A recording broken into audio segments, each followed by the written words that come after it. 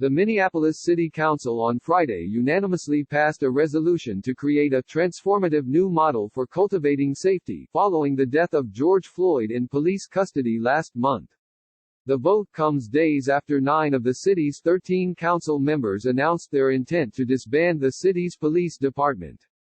The resolution kicks off a year-long process of community engagement, research, and structural change to create a transformative new model for cultivating safety in our city. The city is also establishing a Future of Community Safety work group that will report back to the council by July 24 with recommendations for engaging with community members on the transition into the new public safety model. The group will be comprised of members from several government agencies, including the Office of Violence Prevention, the Department of Civil Rights, the 911 Working Group, and the Division of Race and Equity.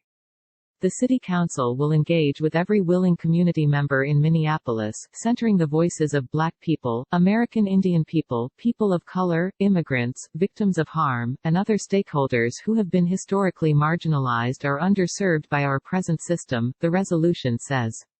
Together, we will identify what safety looks like for everyone.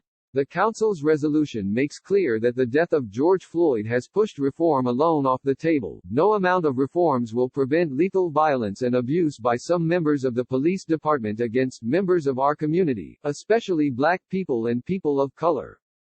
Decades of police reform efforts have not created equitable public safety in our community, and our efforts to achieve transformative public safety will not be deterred by the inertia of existing institutions, contracts, and legislation, reads the resolution, which also quotes Angela Davis in stating, "In a racist society, it is not enough to be non-racist. We must be anti-racist." Efforts to dismantle the city's police department have been supported by a majority of the city council. Mayor Jacob Frey, however, has opposed such a move. "What I will say is that I am committed to that deep structural reform," Frey said in a press conference Wednesday.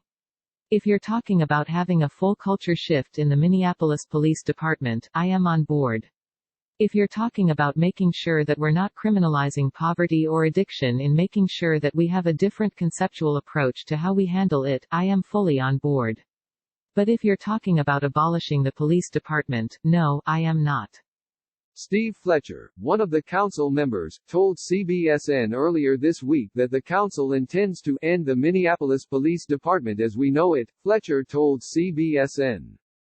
The proposed structural changes would put an emphasis on crime prevention before crime stopping, he said. In the resolution, the council notes that this year's city budget allocated $193 million to the police department, representing over 36% of the city's general fund.